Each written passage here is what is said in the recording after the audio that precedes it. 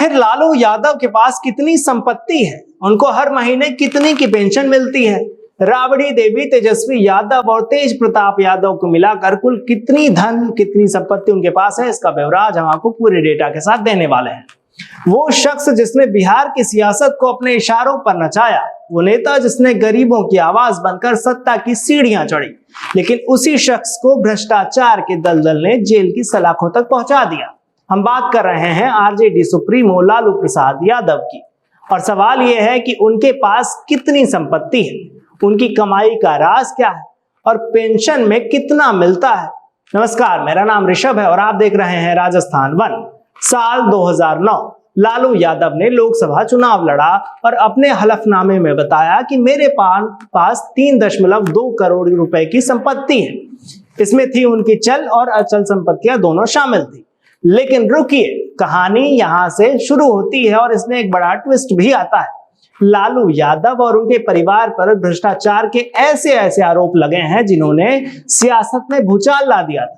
चारा घोटाला, land for jobs scandal, इन सब के बीच 2023 में प्रवर्तन निर्देशालय यानी ईडी ने लालू परिवार की 6 करोड़ की संपत्ति जब्त कर ली थी और ईडी ने दावा किया कि लालू और उनके परिवार के पास 600 करोड़ रुपए से ज्यादा की आपराधिक संपत्ति है और इतनी हो भी सकती है, ऐसा अनुमान भी लोग लगाते आए हैं।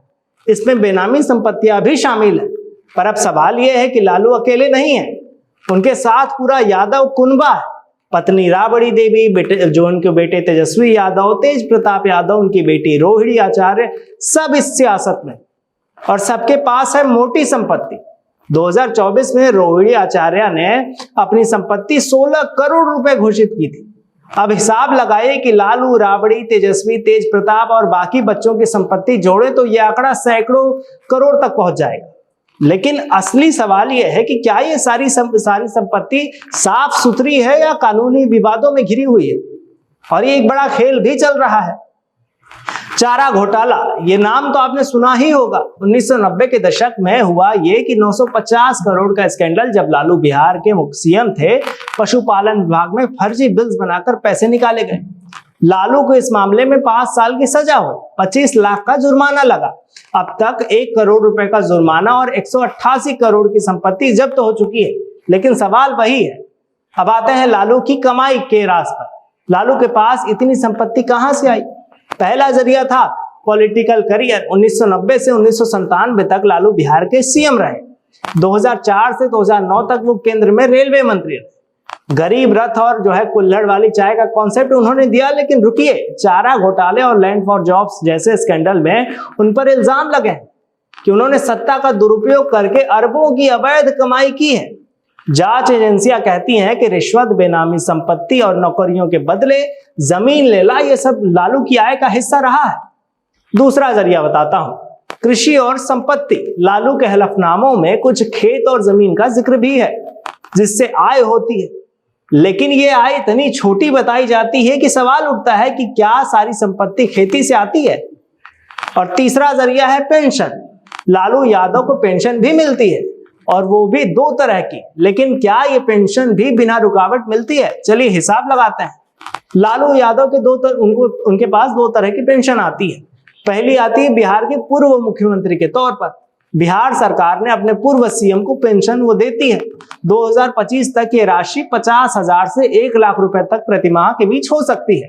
अनुमान है कि लालू को 75,000 से 1 लाख रुपए हर महीने मिलते होंगे।